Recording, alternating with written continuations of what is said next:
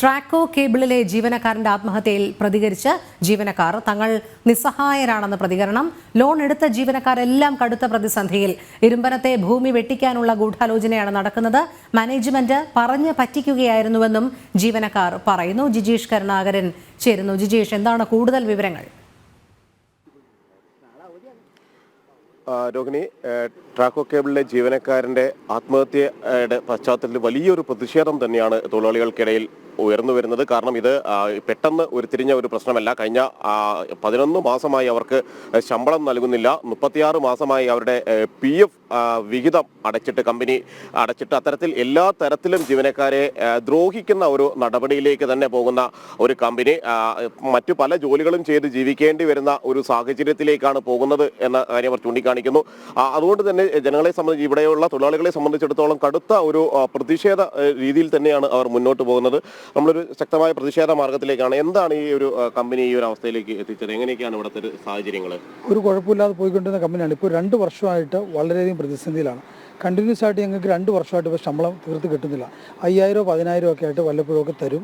മാനേജ്മെൻറ്റിന് ഗവൺമെൻറ്റിന് പ്രത്യേകിച്ച് MD-യുടെ ഒക്കെ പിടിപ്പേടാണ്. ഇപ്പോൾ 11 മാസമായിട്ട് ഞങ്ങൾക്ക് ഫുള്ള് സാലറി തരാൻ കിടക്കുകയാണ്. അപ്പോൾ ഇനിയും ഇങ്ങനെ ഇതിലൊരു തീരുമാനം ഉണ്ടാകുമ്പോൾ ഞങ്ങൾ ഇത് പരിപാടി ഉണ്ണിയുടെ സംസ്കാരം കഴിഞ്ഞാൽ ഇവിടെ ഇപ്പോൾ ശക്തമായ പ്രതിഷേധ പരിപാടികളായിട്ട് ഞങ്ങൾ മുന്നോട്ടും ഇനി ഒരു ഉണ്ണിമാരോട് ആവർത്തിക്കാൻ ഞങ്ങൾ അനുവദിക്കില്ല. നാളെ പ്രത്യേകിച്ച് നമ്മളെ കാലങ്ങളായിട്ട് അഭിമുഖീകരിക്കുക ഈ ആത്മഹത്യയിലേക്ക് തള്ളിവിട്ടതാണ് എന്ന് തന്നെ പറയാമല്ലോ മാനേജ്മെന്റിനെ സംബന്ധിച്ചിടത്തോളം. ഉണ്ടായത് കഴിഞ്ഞ 6 മാസം മുമ്പ് ഞങ്ങളുടെ ബഹുമാനപ്പെട്ട വ്യവസായ മന്ത്രിയായിട്ട് ഒരു യൂണിയൻ ലീഡേഴ്സിനെ വിളിച്ച് അവിടെ അദ്ദേഹത്തിൻ്റെ ഓഫീസിൽ ചർച്ച നടത്തി. അതിൻ്റെ മിനിറ്റ്സ് അടക്കം ഞങ്ങളുടെ കയ്യിലുണ്ട്.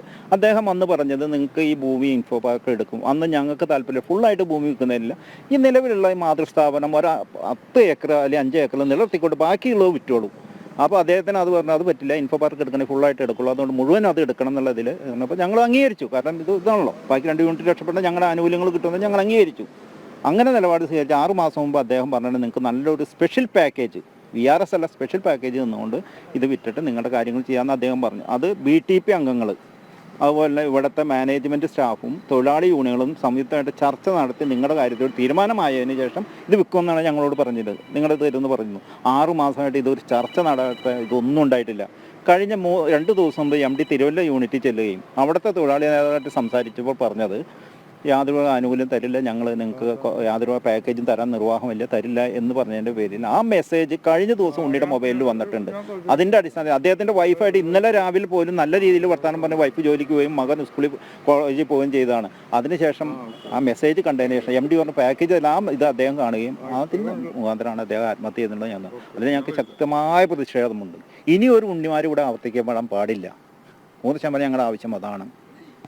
രോഹിണി, ഈ കിട്ടുമായിരുന്നു അല്ലെങ്കിൽ കിട്ടുമെന്ന് പ്രതീക്ഷിച്ചിരുന്ന ഒരു ആനുകൂല്യങ്ങൾ പോലും അല്ലെങ്കിൽ ആ ഒരു പ്രതീക്ഷ പോലും നഷ്ടപ്പെട്ട സാഹചര്യത്തിലാണ് അദ്ദേഹത്തിന് ആത്മഹത്യയിൽ അഭയം തേടിയത്. മറ്റു ജോലികൾ നേരത്തെ അത് സൂചിപ്പിച്ചിരുന്നു. അദ്ദേഹം അടക്കം മറ്റ് നിരവധി കാര്യങ്ങൾ കൂടി അവർക്ക് സൂചിപ്പിക്കാനുമുണ്ട് ഇക്കാര്യത്തിൽ. ഈ ഉണ്ണിയുടെ മകളുടെ കല്യാണം 1 മാസം മുമ്പ് നിശ്ചയിച്ചിരുന്നു. ഇത് നിശ്ചയിക്കാൻ കാരണം തന്നെ അയാളുടെ മകൾ പുറമെ കാനഡയിൽ ജോലി ചെയ്യുകയാണ്. അപ്പോൾ വിവാഹം നിശ്ചയിച്ച് പഠിക്കുകയാണ്. അപ്പോൾ ഇത് കഴിഞ്ഞ് വന്നാൽ അടുത്ത വർഷം സെപ്റ്റംബറോടുകൂടി കല്യാണം നടത്താമെന്നുള്ള എൻഗേജ്മെൻറ്റ് 1 മാസം മുമ്പ് നടത്തിയതാണ്. അപ്പോൾ ഈ പാക്കേജ് ഇതെല്ലാം കിട്ടിയാൽ അത് സുഗമമായിട്ട് നടത്തിക്കൊണ്ടു വന്നാമെന്ന് ഈ കഴിഞ്ഞ ദിവസം MD-യുടെ പ്രതികരണം കേട്ടതിന് ശേഷം പുള്ളിയുടെ തന്നെ മനം ആള് മൈൻഡ് ഡിപ്രസ്ഡായിരുന്നു. അതിൻ്റെ പേരിലാണ് അദ്ദേഹം ആത്മഹത്യ ചെയ്തത്. മാത്രമല്ല സ്ത്രീകളടക്കമുള്ള ജീവനക്കാർ അവരെല്ലാവരും തന്നെ ഈ ഒരു പ്രശ്നങ്ങൾ അഭിമുഖീകരിക്കുന്ന ആളുകൾ തന്നെയാണ് കാലങ്ങളായി. എങ്ങനെയാണ് നമ്മുടെ ഒരു പ്രശ്നങ്ങൾ ഈ ഒരു ട്രാക്കോ കേബിളിലെ? ഇവിടെ കാലങ്ങളായിട്ട് നമുക്ക് ഇപ്പൊ ഈ 2-3 വർഷമായിട്ട് സാലറി ഇട്ട് റെഗുലർ അല്ല. ഇതുവരെ നമുക്ക് ആദ്യം 1-ാം തീയതി ഉണ്ടെങ്കിൽ ഒരു ദിവസം നമുക്ക് കൃത്യമായിട്ട് സാലറി കിട്ടിക്കൊണ്ടിരുന്നതാണ്. ഇപ്പൊ ഒരു 2 വർഷമായിട്ട് നമുക്ക് കാഭാഗം അരഭാഗം അങ്ങനെ ഇപ്പൊ 11 മാസമായിട്ട് 11 മാസം ഫുൾ സാലറി തരാനിരിക്കുക. നമ്മളെന്ന് വെച്ചാൽ എല്ലാവരും എബോവ് 50 ഇയേഴ്സ് ആയ ആൾക്കാർ. ഇനി നമുക്ക് പുറത്തൊരു ജോലിക്ക് പോയാൽ എല്ലാവരും എടുക്കൂല. പിന്നെ പിള്ളേരെ പഠിപ്പ്, ജോലി, കല്യാണം അങ്ങനെയൊക്കെ ഒരു കണ്ടീഷനിൽ നിൽക്കുന്ന ആൾക്കാരാണ്. അപ്പോൾ എല്ലാവർക്കും നല്ല ക്രൈസിസ് ഉണ്ട്. അപ്പോൾ ഈ സമയത്ത് അപ്പോൾ ഉണ്ണി എന്ന് പറഞ്ഞ ആളാണെങ്കിൽ ചിട്ടയായിട്ടൊരു ജീവിതം, നന്നായിട്ട് ജോലിക്ക് വരും, നല്ല ചിട്ടയായിട്ട് ഒരു ജീവിതക്രമമുള്ള ആളാണ്. അപ്പം പെട്ടെന്നുണ്ടായി എനിക്ക് നിന്ന് പോകുമ്പോൾ ജീവിതത്തിലെ താളങ്ങളെല്ലാം തെറ്റൂലേ. അപ്പോൾ അത് മാനസികമായിട്ട് നല്ല ആഘാതം ഉണ്ടാക്കിയിട്ടുണ്ട്. ആ സഹപ്രവർത്തനം പോയാൽ ആ നല്ല ഏബിളായിട്ടുള്ള ഒരു സഹപ്രവർത്തനം പോയാൽ ഞങ്ങൾക്ക് എല്ലാവർക്കും വളരെ ദുഃഖമുണ്ട്. എല്ലാവരും ഇതേപോലെ ഭയങ്കര ക്രൈസിസ്. എല്ലാ എംപ്ലോയീസൊക്കെ വന്ന് രാത്രി ഇവിടെ കയറാം, പകല് വേറെ ഈ ഒരു പബ്ലിക് സെക്ടറിൽ നമുക്ക് ജോലി കിട്ടുമ്പോൾ നമുക്കൊരു ചിട്ടയായിട്ട് ഒരു മാന്യമായിട്ട് ജീവിക്കാമെന്ന് എല്ലാവർക്കും ഒരു ആഗ്രഹം ഉണ്ടാവും. പക്ഷേ ഇവിടെ വന്നിട്ട് വളരെ കഷ്ടമാണ്, എല്ലാവരും സ്ഥിതി വളരെ കഷ്ടമാണ്. അപ്പോൾ ആ ഒരു ജീവിതമാർഗം, അപ്പോൾ പിള്ളേർക്കാണെങ്കിലും ഒരു പബ്ലിക് സെക്ടറിൽ പിള്ളേരെന്ന് പറയുമ്പോൾ ആ ഒരു ലെവലുണ്ട്. പക്ഷേ അങ്ങനെ പിള്ളേരൊന്നും വളർത്താൻ ആർക്കും പറ്റുന്നില്ല. എല്ലാവരും ലേബർ ജോലിക്കൊക്കെ പോയിട്ടാണ് ഇപ്പോൾ കുടുംബം കഴിച്ചു വിടുന്നത്. വളരെ കഷ്ടമാണ്. രോഹിണി, 103 പേരാണ് ഈ പ്ലാന്റിൽ ജോലി ചെയ്യുന്നത്. 13 പേർ തൊട്ടടുത്ത മറ്റ് പ്ലാന്റിലും ജോലി ചെയ്യുന്നുണ്ട്, ഹെഡ് ഓഫീസിൽ ജോലി ചെയ്യുന്നു. അവരെല്ലാവരും തന്നെ ഈ ഒരു പ്രശ്നങ്ങൾ, അതായത് ശമ്പളം കൃത്യമായി തന്നെ ലഭിക്കുന്നില്ല, ഒപ്പം തന്നെ PF അടക്കം റദ്ദാക്കുന്ന അല്ലെങ്കിൽ കൃത്യമായി സർക്കാരിലേക്ക് അടക്കാത്ത സ്ഥിതി കൂട്ടിവെച്ചിരിക്കുന്നു. ഒപ്പം തന്നെയാണ് വലിയ ഓർഡറുകൾ അത് സ്വീകരിക്കാൻ പോലും, കാരണം ഈ ഒരു സ്ഥാപനത്തെ സംബന്ധിച്ചിടത്തോളം, അതിന്റെ മാനേജ്മെന്റിനെ സംബന്ധിച്ചിടത്തോളം ഏക്കർ കണക്കിന് വരുന്ന ഭൂമി അത് ഏറ്റവും കുറഞ്ഞ വിലയ്ക്ക് കച്ചവടം നടത്തിക്കൊണ്ട് ഇത് അവസാനിപ്പിക്കുക, അല്ലെങ്കിൽ ഭൂമി കച്ചവടം മാത്രമാണ് അവർ ഉദ്ദേശിക്കുന്നത്, അത് ലക്ഷ്യം വെക്കുന്നത് എന്ന് വ്യക്തമാക്കുന്ന തരത്തിൽ തന്നെയാണ് നടപടികൾ ഉണ്ടാകുന്നത്. ഏതാണ്ട് 38 ഏക്കറോളം വരുന്ന ഭൂമി അത് വിറ്റ് മാറ്റുക എന്നത് തന്നെയാണ്. 20 ലക്ഷത്തോളം സെന്റിന് വില വരുന്ന സ്ഥലത്ത് 7 ലക്ഷം രൂപ മാത്രം കണക്കാക്കിക്കൊണ്ട് ഭൂമി വിറ്റ് മറ്റൊരാൾക്ക് കൈമാറാനുള്ള നീക്കങ്ങൾ അത്തരത്തിൽ നടക്കുന്നു. അതിലൂടെ ലഭിക്കുന്ന ലാഭം മാത്രം പ്രതീക്ഷിച്ചുകൊണ്ട് ഇത്തരം ശ്രമങ്ങൾ നടക്കുന്നു. അങ്ങനെയാണ് ജീവനക്കാരന്റെ ആത്മഹത്യയിലേക്ക്. ഇത് ആദ്യത്തെ സംഭവമല്ല, മുമ്പും ഒരു ജീവനക്കാരൻ ഇതുപോലെ തന്നെ ഈ പ്രതിസന്ധി സാഹചര്യത്തിൽ ആത്മഹത്യ ചെയ്തിട്ടുണ്ട്. ഏതാനും ദിവസം മുമ്പ് മറ്റൊരാൾ ആത്മഹത്യയിലേക്ക് ശ്രമം നടത്തിയിരുന്നു. മറ്റു ജീവനക്കാർ, സഹപ്രവർത്തകർ ഇടപെട്ടാണ് ആ സാഹചര്യങ്ങളെ ഒഴിവാക്കുകയും ചെയ്തത്. എങ്ങനെയാണ് ഇത് മുമ്പ് ഒരാൾ ആത്മഹത്യ ചെയ്തിരുന്നു അല്ലേ? നമുക്ക് ഒരു 1.5 വർഷം മുമ്പ് സാജൻ മാർക്കസ് എന്ന് പറഞ്ഞ ആൾ സാമ്പത്തികമായിട്ട് ബുദ്ധിമുട്ട് കാരണം ഇങ്ങനെ ആത്മഹത്യ ചെയ്യുകയുണ്ടായി. കഴിഞ്ഞ 3 ദിവസം മുമ്പ് ഒരാൾ ആത്മഹത്യക്ക് ശ്രമിച്ചു. യൂണിറ്റ് 8 ഉൾപ്പെടെ ഞങ്ങളെല്ലാം ഉൾപ്പെടെ പിന്തിരിപ്പിച്ചാണ് അങ്ങനെ വിട്ടത്. അങ്ങനെ കമ്പനി വളരെ ഒരു മോശം അവസ്ഥയിലാവുന്നത്. നാളെ ആരെങ്ങനെ ചെയ്യും, എന്ത് പ്രതികരിക്കും എന്നൊരു സാഹചര്യത്തിലാണ് നിൽക്കുന്നത്. എപ്പോഴും ഒരു പ്രശ്നങ്ങൾ ഉണ്ടാകാനുള്ള സ്ഥിതിയിലാണ്. ഇനി മറ്റൊരു ഉണ്ണിമാരും ഇവിടെ ഉണ്ടാവരുത്, ഞങ്ങൾക്കത് ആവശ്യം. ഇനി ഒരു ഉണ്ണി ഇവിടെ അതിൻ്റെ പേരിൽ ഉണ്ടാവരുത്. അതുകൊണ്ട് ഇതിൽ ഗവൺമെൻറ് ശക്തമായ നിലപാട് സ്വീകരിക്കണമെന്നാണ് ഞങ്ങളുടെ അഭിപ്രായം. രോഹിണി, തങ്ങളെല്ലാം വലിയൊരു പ്രതിസന്ധി, അതായത് ആത്മഹത്യ ഒന്നിനും ഒരു പരിഹാരമല്ല എന്ന കൃത്യമായ ബോധ്യം അല്ലെങ്കിൽ ആ ഒരു സന്ദേശം പകരുന്നു. ആ ഘട്ടത്തിൽ തന്നെ തങ്ങളുടെ പ്രശ്നങ്ങളെ അവർ മനസ്സിലാക്കുകയാണ്, ഈ ഒരു പ്രശ്നങ്ങളെ അഭിമുഖീകരിക്കുകയാണ്, പ്രതിസന്ധികളെ അഭിമുഖീകരിക്കുകയാണ്.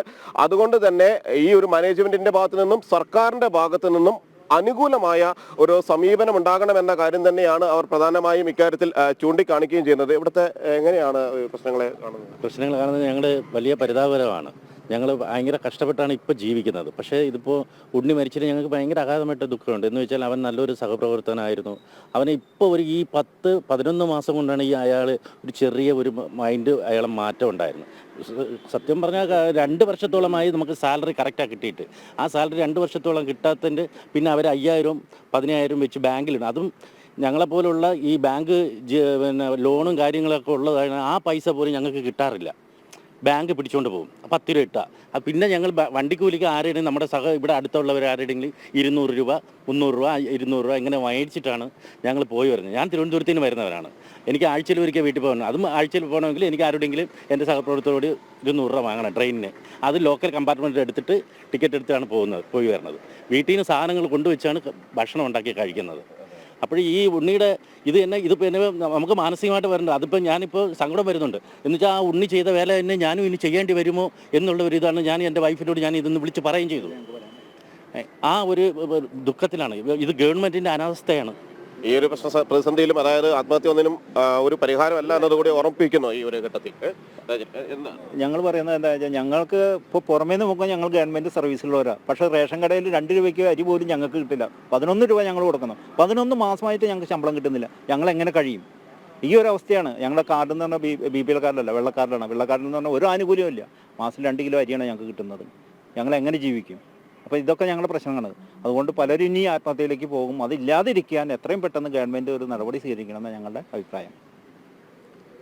രോഹിണി, തുച്ഛമായ ശമ്പളം കിട്ടുന്ന തൊഴിലാളികളാണ് എല്ലാവരും. അതുപോലും കൃത്യമായി കൊടുക്കാൻ കഴിയാത്ത ഒരു മാനേജ്മെന്റ് സംവിധാനം, സർക്കാർ സംവിധാനങ്ങൾ അതുതന്നെയാണ് ഇത്തരത്തിൽ ആളുകളെ ആത്മഹത്യയിലേക്കെല്ലാം തന്നെ തള്ളിവിടുന്ന അല്ലെങ്കിൽ അവരുടെ ജീവിതം വഴിമുട്ടിക്കുന്ന സാഹചര്യം. കാരണം മക്കളുടെ വിദ്യാഭ്യാസം, മക്കളുടെ വിവാഹ ആവശ്യങ്ങൾ, അതിനെല്ലാം തന്നെ പണം കണ്ടെത്തണം, പണം സ്വരൂപിക്കണം. അങ്ങനെ വലിയ പ്രതീക്ഷയിൽ കഴിയുന്ന ആളുകളാണ് സാധാരണ ജനങ്ങൾ. അവരെ സംബന്ധിച്ചിടത്തോളം മാസങ്ങൾ ഇത്തരത്തിൽ ശമ്പളം കിട്ടാത്ത ഒരു അവസ്ഥ. 2 വർഷത്തോളമായി കൃത്യമായ ശമ്പളം ആ സമയത്ത് മുടങ്ങിയില്ല. ചെറിയ തോതിൽ വല്ലപ്പോഴും കൊടുക്കുന്നു, ചെറിയ തുകകൾ കൊടുക്കുന്നു എന്നതിൽ നിന്ന് 11 മാസമായി പൂർണ്ണമായും ശമ്പളം മുടങ്ങുന്ന ഒരു രീതിയിലേക്ക് മാറിയിരിക്കുന്നു. സ്വാഭാവികമായും ഈ ഒരു സ്ഥാപനത്തെ നല്ല നിലയിൽ മുന്നോട്ട് കൊണ്ടുപോകാൻ കഴിയുമെന്നാൽ മാനേജ്മെന്റിനെ സംബന്ധിച്ചിടത്തോളം അതിനും താല്പര്യമില്ല. ലഭിക്കുന്ന ഓർഡറുകൾ പോലും കൃത്യമായി സ്വീകരിക്കുന്നില്ല, അല്ലെങ്കിൽ മറ്റ് സ്വകാര്യ കമ്പനികളെ ഏൽപ്പിച്ചുകൊണ്ട് ആ ഓർഡറുകൾ കൈമാറുന്നു. നഷ്ടക്കച്ചവടത്തിലേക്ക് പോലും നീങ്ങിക്കൊണ്ട് കൂടുതൽ സാമ്പത്തിക നഷ്ടത്തിലേക്കും പ്രതിസന്ധിയിലേക്കും കമ്പനിയിലെ തള്ളിവിടുകയും ചെയ്യുന്നു. അങ്ങനെയാണ് ഈ 100-ലധികം വരുന്ന 115ഓളം വരുന്ന ജീവനക്കാർക്ക് ജീവിക്കാൻ മാർഗമില്ലാത്ത ഒരു പശ്ചാത്തലം വന്നു ചേരുകയും ചെയ്തിരിക്കുന്നത്. അവരുടെ എല്ലാം വാക്കുകളിൽ കൃത്യമായി തന്നെ ആ ഒരു ദുഃഖകരമായ സാഹചര്യം തന്നെയാണ് കാണുകയും ചെയ്യുന്നത്. എത്ര നാളായി ഇവിടെ ഇപ്പോൾ ഇതുമായിട്ട് ബന്ധപ്പെട്ട് ജോലി ചെയ്യുന്നു? 96 മുതൽ ജോലി ചെയ്യുന്നുണ്ട്. 3 യൂണിറ്റ് ഉണ്ട്, പിണറായി ഉണ്ട്, തിരുവല്ല ഉണ്ട്. 3 യൂണിറ്റിലെ 300 എല്ലാവരും ഇതേ പ്രശ്നങ്ങളാണ്. അവരവിടെ ചെറിയ രീതിയിൽ നമുക്ക് ഈ വാർത്തയുടെ വിശദാംശങ്ങളിലേക്ക് എത്താം.